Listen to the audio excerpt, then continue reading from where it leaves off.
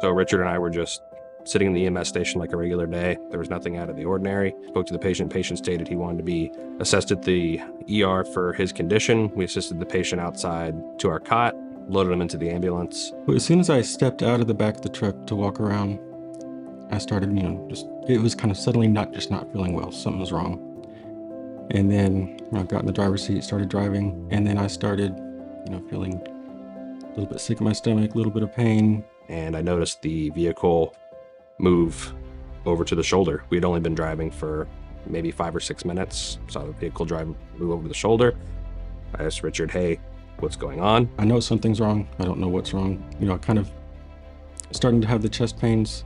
And then so I'm kind of thinking that might be what it is, but then just keep feeling worse. I remember his hand was right here, a pretty indicative sign of having some discomfort, and he looked unwell.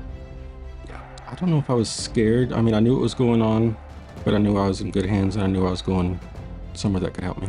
At that point, it was just like, we need to move out of the driver's seat and move to the back, because I'm not going to be able to do anything until we get out of the driver's seat and move to the back. So I had Richard step up in the ambulance. I stepped up behind him and had him sit in the captain's seat, airway seat. Told Richard, I said, hey, let's get some vital signs on you. Let's get a 12 lead.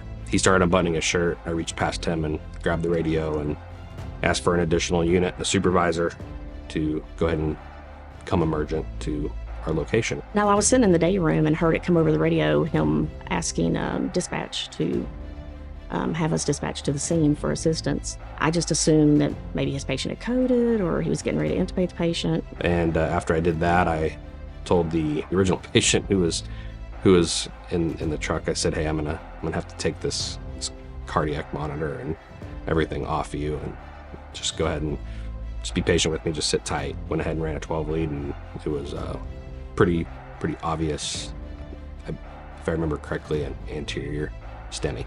Almost immediately after I saw the EKG, nobody had showed up on scene yet. It's still, it takes time to respond. I went ahead and requested law enforcement and Care Flight to go ahead and start a helicopter if one was available. I would say right after I got confirmation that Care Flight 7 was coming, the other truck, medic Christy Spence, was on that truck, arrived and started helping me. I opened the side door, expecting CPR or something to be done, and Richard's laying on the floor, and he does not look well. He looks gray. And I asked Richard, I said, can you hear me? And he's like, moaned yes or uh-huh or something. And that's when Taylor told me he's having a STEMI.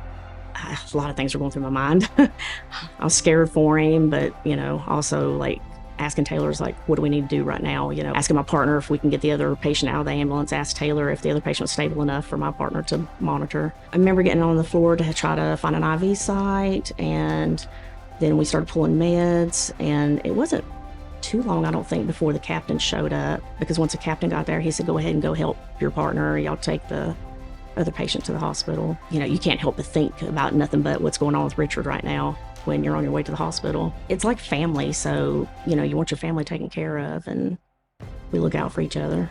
The day could have panned out any number of different ways, and if it didn't happen just like it was, I probably wouldn't be here. Well, I just found out about this relatively recently, that I was nominated and thereafter won this award.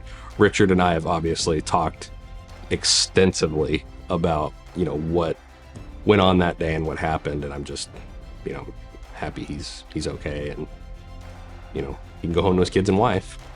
I'm very glad that he's getting it. He's one of a kind. He did everything he should have, the way he should have, and if it wasn't for him, it would be a completely different outcome.